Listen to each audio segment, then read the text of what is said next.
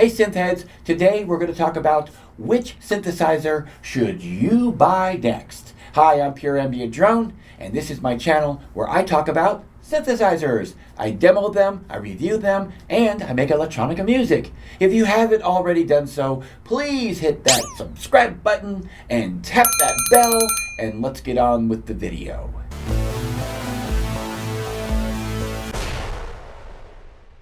Okay, we're back and we're going to try to answer the question for you. Which synthesizer should you buy next? I'm not going to try to answer that question directly because you know what? One answer is not going to fit everybody's needs.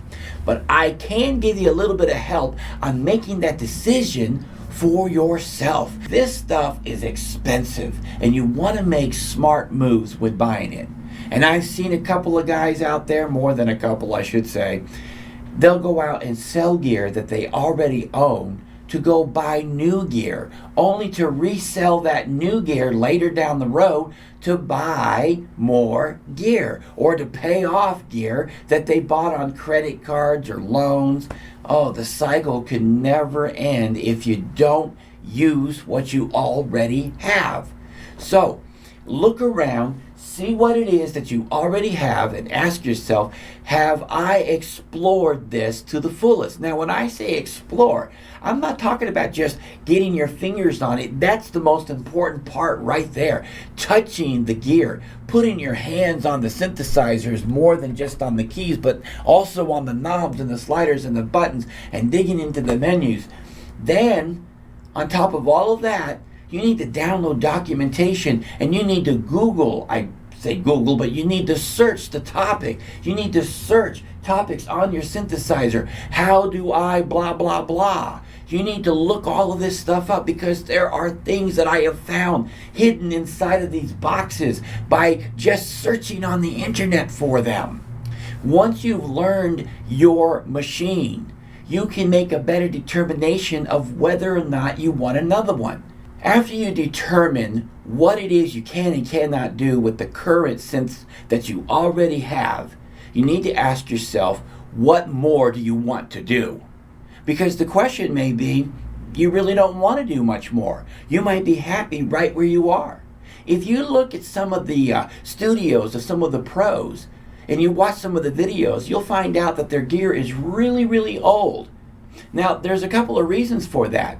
In some cases, or maybe even many cases, the gear is old because they just never sold it. They kept it for years because they didn't need anything else. They didn't want anything else. They had their sound palette. They were happy with their sound palette. They didn't want to change anything. They want to keep it the way it is. This is how you maintain your, quote, sound. Everybody needs a sound that they develop in their studio that says to the listener, hey, this is so-and-so's music, okay? All right, so once you find out everything about your synthesizers and you find out what you do need and what you don't need, you need to ask yourself which synth on the market today, whether it be used or brand new, is going to fit into my workflow.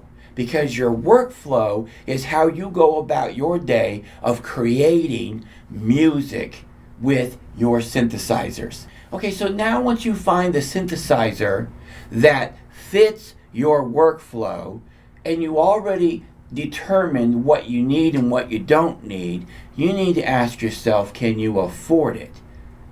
And should you wait or should you compromise? I gotta tell you something. Never compromise in your music. Don't ever do that. Don't ever say that I'm going to settle for less until I get more. I wouldn't do that. I've done it in the past and it doesn't work out.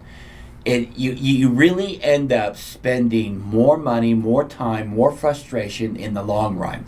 It is better to sit exactly where you are, utilizing everything you've been utilizing the same way you've been doing it, except for with growth. We always want to be growing. If you've reached your plateau with your gear, maintain at that level until you can afford the new synthesizer that you want.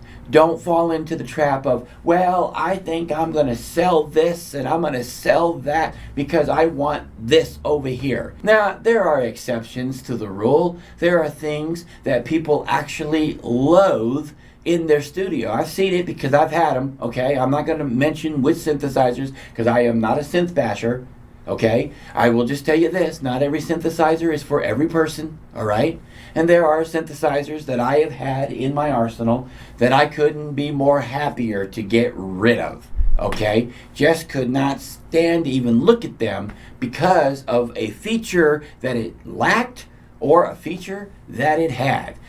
With that aside, I would strongly suggest that you don't sell any gear to get new gear unless what you're getting is an upgrade of the model that you already have, which is very rare in synthesizers. I mean, they don't really make a whole lot of versions too. I know that the Roland TR8 has a TR8S, okay? And so if you wanted to sell your TR8 to get a TR8S, that would be a totally acceptable compromise because you're getting a more featured machine for what you're giving up.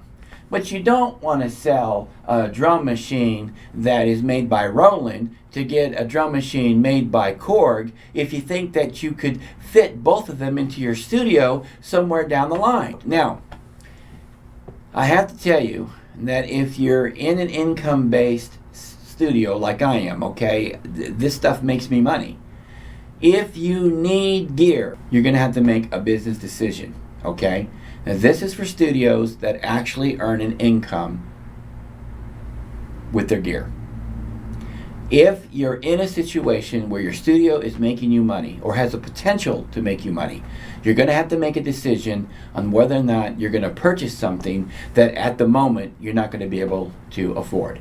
The synthesizer that you should buy next should be the one that fits your needs, sound-wise, workflow-wise, price-wise, and most importantly, creative-wise, okay? Because at the end of the day, you need a machine that is going to allow you to be creative. Music is an art. And if you turn it into a science, you've already failed in entertaining your listener. And let's be honest, we are in the entertainment business. We are in the art business. If you can look at it as an art and look in your studio and see which sound needs to be painted into your palette of sound already in your music, you will be a lot better off for it. I hope this helped you out. If you haven't already done so, I would like for you to hit that subscribe button. It encourages me to continue doing these videos. Also, don't take my word for it. We want to hear from you. This is our channel, not just mine. Leave a comment below and share your knowledge. We would all love to hear from you. So until next time, I'm Pure Ambient Drone, reminding you that you can go to my website at pureambientdrone.com and you can download all of my music and you can connect with me on social media. Cheers.